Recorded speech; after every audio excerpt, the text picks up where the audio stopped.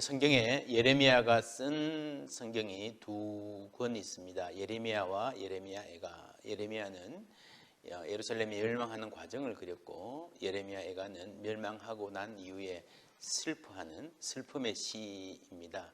형식은 조가라고 볼 수 있습니다.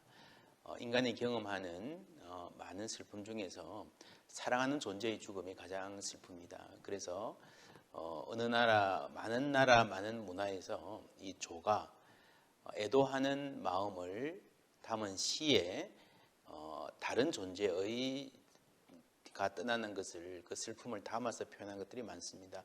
이런 고등학교 때 배우신 조친문이라는 국어 교과서 나왔었죠. 바늘이 부러졌는데 애가를 부르듯이, 조가를 부르듯이 이렇게 애도하는 그런 형식의 글이 한국에도 있었고요. 요즘에도 예를 들면 민주주의가 죽었다, 그래서 민주주의의 장례식을 거행하기도 하고 상징적인 행동을 하지 않습니까? 그런 형식을 생각하면 예레미야 애가를 이해하기가 쉽습니다. 성이 죽었다, 우리나라가 죽었다 하는 그 깊은 슬픔을 노래하는, 성경 전체를 통해서 가장 비통하고 가장 슬픈 깊은 슬픔을 표현하는 그런 시입니다. 우리 인간은 사랑을 할 때도요, 기쁨을 통해서 사랑을 표현하는 데는 참 서툽니다. 그런데 어떤 존재가 떠나고 나서, 상실하고 나서 그 아픔의 무게, 상실의 무게를 경험하면서 사랑의 깊이를 그제서야 깨닫게 되는 때가 많습니다. 나라에 대한 사랑, 하나님 세우신 하나님 백성에 대한 사랑, 예루살렘 성전에 대한 사랑이 무너지고 나서야 절절하게 고백되는 인생의 아이러니를 우리가 볼 수 있습니다. 그리고 이런 슬픔을 누르지 않고 표현하고 정교한 시로 지어냈다라고 하는 것은 성경이 갖는 아주 중요한 특징입니다. 슬픔에 힘이 있고요, 슬픔에 아름다움이 있습니다. 또 슬픔이 깨닫게 해주는 인생의 지혜가 있습니다.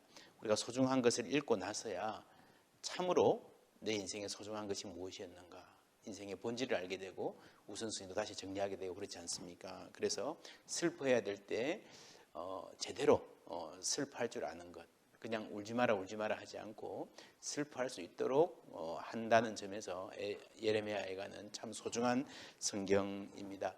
그리고 이 슬픔 가운데 회개하게 합니다. 예레미야서에는 바벨론이라는 말이 160번 이상 나옵니다. 근데 이 애가에 보면요, 바벨론이라는 단어가 하나도 안 나옵니다. 우리가 왜 망했는가? 바벨론 때문에 망했다. 맞아요. 그러나 더 깊은 영적인 진리는 우리 때문에 망한 거죠. 우리의 죄 때문에 망한 거죠. 그런데 회개로의 초청이 예레미야 애가에 깊이 담겨 있습니다.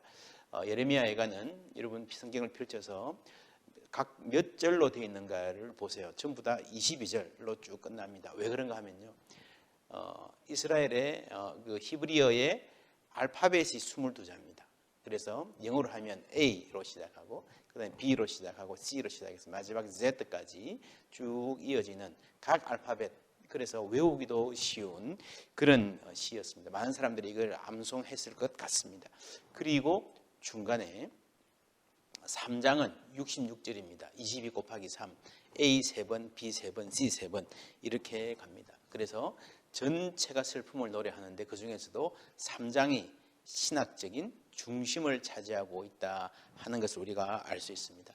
이 3장에 보면은 슬픔도 나오지만 그 가운데도 하나님을 의지함이, 굳건하게 의지하는 신앙의 고백이 아름답게 표현되고 있습니다. 22절에 여호와의 인자와 긍휼이 무궁하심으로 우리가 진멸되지 아니함이니이다. 이것들이 아침마다 새로우니 주의 성실하심이 크시도소이다. 성을 믿고 성전을 믿었는데 그것이 사라지고 난 다음에 이제 우리가 뭘 의지할 것인가?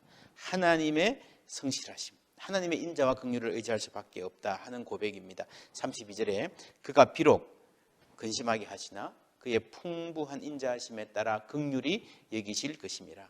주께서 인생으로 고생하게 하시며 근심하게 하심이 본심이 아니시로다. 하나님이 우리가 고생하는 것, 그것을 좋아해서가 아니고요, 하나님이 더 큰 목적을 위해서 우리에게 주신다 하는 그런 고백이 있습니다. 56절에 보면요, 주께서 이미 나의 음성을 들으셨사오니 이제 나의 탄식과 부르짖음에 주의 길을 가리지 마옵소서.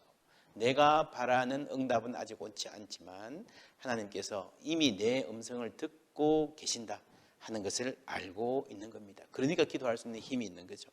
우리가 당장 기도하는 바를 받지는 못해도 하나님께서 나의 기도를 지금도 듣고 계신다라고 하는 것을 믿을 수 있는 그런 믿음이 있었으면 좋겠습니다.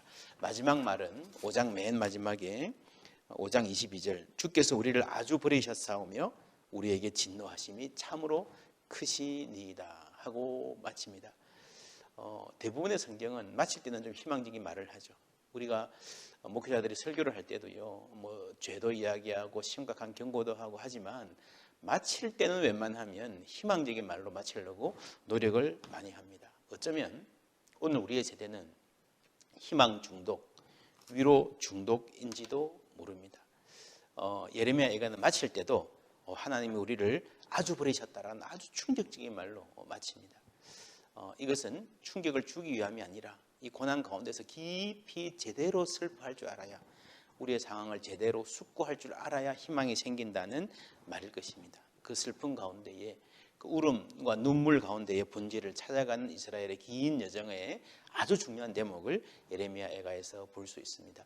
옛날에는 나라나 특별히 성을 여성명사로 다 표현했습니다. 그래서 이 여자로 표현되는데요, 주로 모국이라기도 하고요, 또 조국이라는 말도 있지 않습니까? 나라를 할아버지나 나라를 어머니로 표현하는 모국 이런 말을 하는데, 이 시에서 특징적인 것은요, 여성으로 표현하는데 딸 시온, 딸 예루살렘이라고 표현합니다. 참 재밌는 표현입니다. 이 나라가, 이 시가, 예루살렘이 우리의 어머니다, 여기서 우리가 태어나고 양육받았다라고 하는 게 한 인간의 입장에서 맞을 것 같은데, 딸 시온, 딸 예루살렘이라고 하는 말은 어떤 말일까요? 아마도 하나님의 입장에서, 하나님의 마음으로, 하나님, 이 성은 하나님의 딸이 아닙니까? 라고 하는 그 고백이 담겨 있는 것 같습니다. 한국 사람들에게 애송하는 찬송이 뭐냐, 가장 좋아하는 찬송이 무엇입니까? 물어보면 뭘까요? 지금까지 지내온 것 주의 크신 은혜라. 이 찬송 좋아하시는 분도 많고요. 또 몇 찬송이 떠오르는데, 미국인들에게, 특히 미국의 중년층 이상에게 가장 좋아하는 찬송이 뭡니까? 라고 물어보면 압도적으로 오 신실하신 주 내 아버지요. 이 찬송입니다. 우리말 번역의 마지막에 날마다 자비를 베푸시며, 이 대목에 가면 영어 가사가 Morning by morning, new mercies I see. 아침마다 내가 새로운 자비를 봅니다. 이 말씀이 예레미야 예가에서 나온 말씀입니다. 이것들이 아침마다 새로우니 주의 성실하심이 크시도소이다.